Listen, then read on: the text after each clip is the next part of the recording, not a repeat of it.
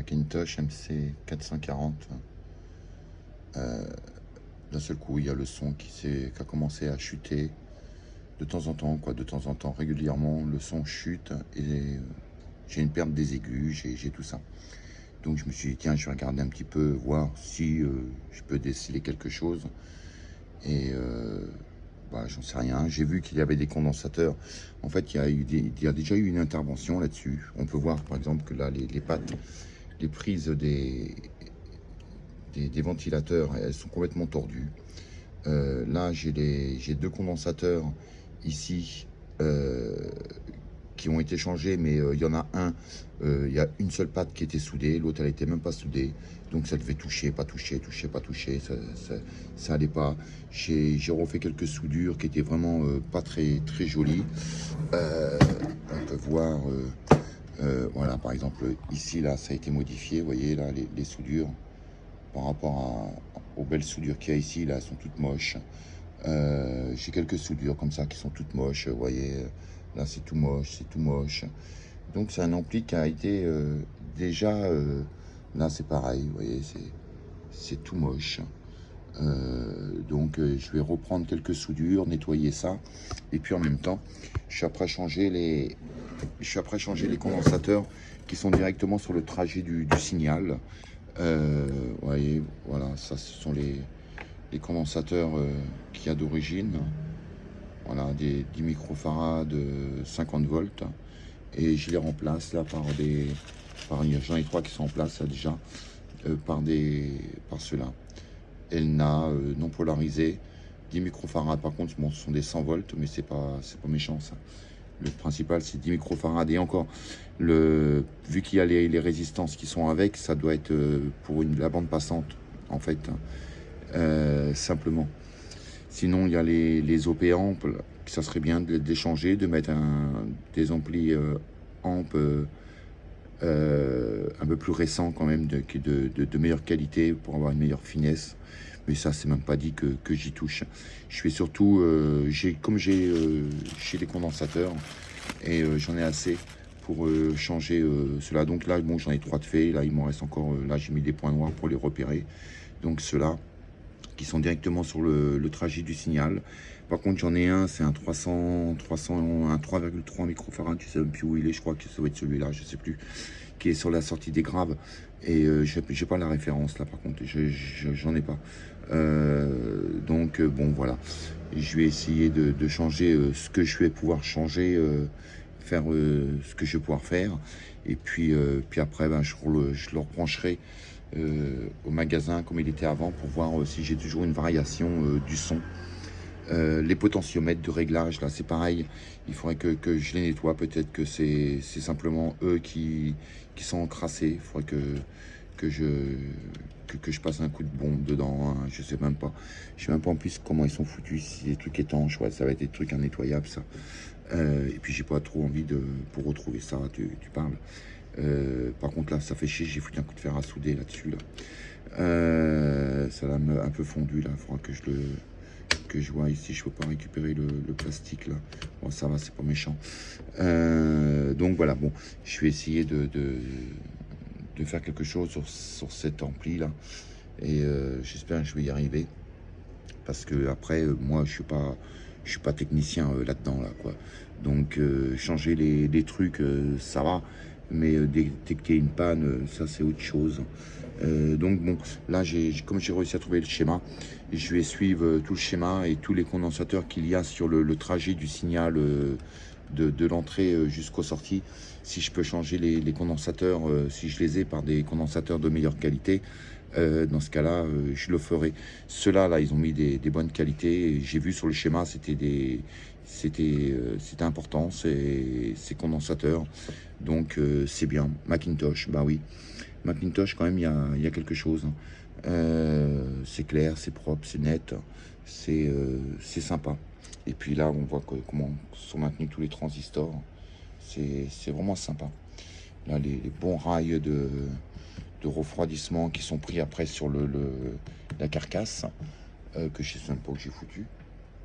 Et Et donc voilà l'alimentation qui est là-bas. Alors l'alimentation c'est pareil, il y a des condensateurs, mais ça c'est pareil, si je les remplace, je remplace par les mêmes en condensateur polarisé. Mais a priori ça a été changé, hein, tout ça là. Il y a beaucoup de condensateurs a priori qui ont été changés. Donc il y a eu une intervention de fait, hein, sur cet ampli là. Par contre le mec qui a fait l'intervention, bon, il pourrait prendre, vous voyez comment les condensateurs là-bas ils ont été mis, ça a été positionné à l'arrache. Quand même les mecs ils mettent, ils posent à l'arrache et puis terminé quoi. Et donc ils peuvent soigner un peu quand même le montage.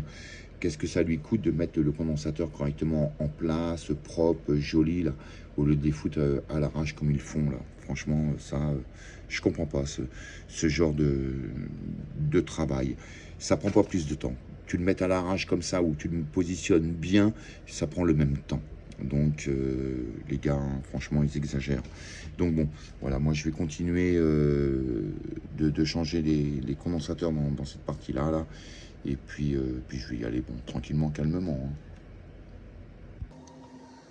Bon, la suite, j'ai nettoyé tout le circuit. Il était réparé cet ampli, hein. Donc, mais il y avait de l'étain qui était un petit peu foutu un peu partout. Donc j'ai tout nettoyé. Il y a des soudures que j'ai refait parce qu'il y a des soudures qui étaient faites pas très cool quoi. Et puis des condensateurs, j'ai des condensateurs qui sont là, qui vont sur les ventilateurs. J'en ai un, j'avais qu'une seule patte de soudé, l'autre elle n'était même pas soudée. Des soudures qui n'étaient pas terribles. Donc j'ai refait au mieux de ce que je pouvais faire. Et puis je vais remonter ça. Et puis ça va, je pense que ça va aller. Maintenant, bon, je sais pas le problème de mon son, que d'un seul coup, ça chute et je perds mes aigus. Donc, je sais pas de quoi ça vient. Alors, j'ai changé des condensateurs, ce que j'avais comme condensateur en stock. Et puis, ben, on verra bien, hein. Donc, j'ai refait toutes les soudures des transfos là-dedans. Là, j'ai fait pas mal de bricoles. Voilà, l'intérieur. Alors là, il y a une date, le 25/04/97. Je sais pas, c'est la fabrication peut-être. Là, bon, les prises qui sont tordues, mais j'ose pas les tripoter parce que j'ai pas envie de les péter. Donc je vais les laisser comme ça. Dedans, bah, j'ai changé tout là-bas, hein, tous les rouges, là. Les rouges, les jaunes. J'ai mis ce sont des Elna. Voilà, donc j'ai remplacé tout cela. J'ai remplacé aussi celui-ci là. Ensuite les autres, je sais pas les bonnes valeurs. Mais comme ça avait, a priori, ça avait déjà été changé. On a des condensateurs aussi. Je sais pas pourquoi ils mettent des condensateurs avec des résistances dessus comme ça là. Je sais pas. Là j'en ai une là, j'en ai aussi une là. Je sais pas si vous la voyez. Il y a une résistance de brancher dessus. Il y en a quelques-unes comme ça. Et je sais pas pourquoi il y a ce choix de mettre une résistance. Est-ce que ce sont des mises à jour? Est-ce que c'est un oubli sur le PCB? J'en sais rien. Voilà. Donc bon, bah, je vais remonter ça. Et puis en espérant que mon petit souci de variation de son soit résolu. Sinon, peut-être que vous avez une idée. Moi, j'en sais rien, quoi. J'y vais. Bon, on verra bien. Bon, il est remonté dedans. Voilà. Les connexions sont refaites. Ventilateur, masse, plus. Ok. J'ai nettoyé le châssis aussi. Donc voilà. Ça fait un beau truc, hein. Vous voyez la main à côté. Et puis, donc, ben, je vais remonter après tout ça, là, puis le fond. Et puis j'espère que ça ira. Et puis demain, je le brancherai pour l'essayer. Voilà. Disjoncteur. Alors, c'est bien d'avoir des disjoncteurs. Moi, j'aime bien. Ça évite de courir après des fusibles sacrément. Et puis, quoi d'autre? Rien de... Il y a des bonnes vis. Alors là, les puits, là, pour pour toutes les vis pour fixer dessus. Voilà. Très bon truc Macintosh. Moi j'aime bien. J'aime bien Macintosh parce que franchement, on trouve tout. On trouve les schémas, on trouve tout. Tout est répertorié, tout est clair. Donc, moi qui connais pas grand chose, j'arrive à m'en sortir, à regarder sur les schémas. Et donc, c'est appréciable Macintosh pour ça. Hein. Bon, voilà. Il est remonté. Donc, j'ai mis des points, des repères pour les positifs. Parce que quand l'ampli est posé, on le voit de face. Et puis, les écritures, les inscriptions sont ici. Donc, il aurait fallu le reporter ici. Ça aurait été bien quand même. Parce que là, c'est un peu le bazar quand il est en place. Donc là, on a les filtres. Là, le réglage du 150 Hz. Donc là, moins 3, moins 6 dB. Là, le 45 Hz, plus 4, plus 8 dB. Et puis, le sélection d'entrée. Donc, soit en 4, en 5, en 6 canaux. Suivant comment on va rentrer. Et puis, le filtre.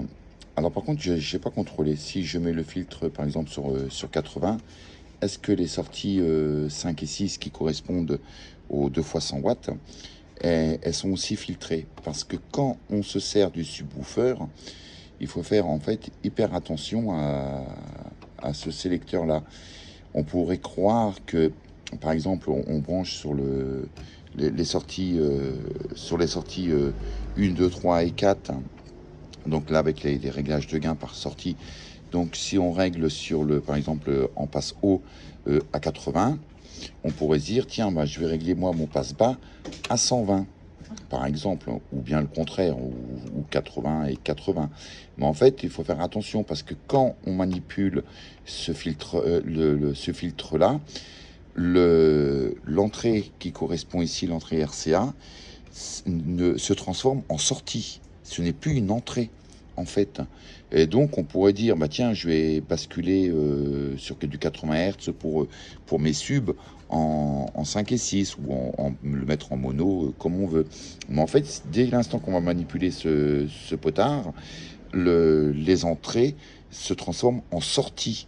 Ce sont des sorties pour aller sur un deuxième ampli. Et dans ce cas-là, on le filtre pour aller sur l'ampli des graves ou des subs. Vous voyez, pour des subs à ces fréquences-là plutôt. Et donc, c'est un coup à griller les entrées, en fait.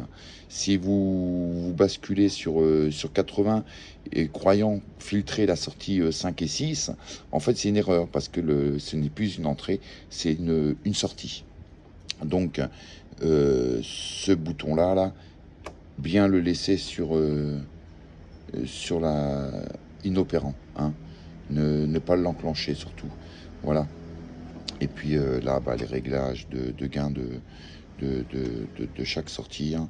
Voilà. Et puis tout à l'heure, j'ai fait tomber une vis dans la corbeille, là, dans ma poubelle. J'ai fait tomber une vis et pour la retrouver, je me suis dit, tiens, attends, je fouinais et je la trouvais pas.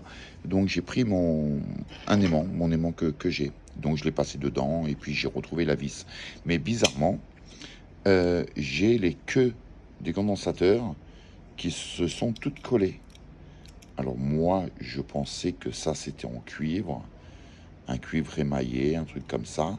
Mais en fait, c'est de la ferraille. J'aurais jamais pensé que c'était de la ferraille, ces trucs-là. Là. C'est vraiment bizarre. Je sais pas si vous avez peut-être une idée, ou bien c'est vraiment truc chinois, j'en sais rien. Pourtant, c'est des Elna. Hein. Elna, les condensateurs. C'est pas... tiens, je vais regarder. Hein. Je vais en prendre un, voir. Où est-ce que j'ai foutu ça? Ici. Là. Là, ça colle, ça? Ah bah ouais. Vous voyez? Ah, ça colle bien. Ah ouais. Punaise, c'est incroyable. Et ça, là, ça, c'est pareil. Là, c'est pareil. Et dis donc. Qu'est-ce que j'ai d'autre chez ceux-là, là? C'est pareil. Tout colle. Tout colle. Ceux-là, là, c'est pareil. Ouais. Ouais, c'est pareil. Tout colle. Bon. J'aurais pas pensé. Voilà. Donc bon, il est remonté. Et puis j'aurais plus qu'à l'essayer. Et puis voilà, puis c'est bon ça. J'espère que ça va aller. Vous voyez la grosseur un peu du ampli de bagnole.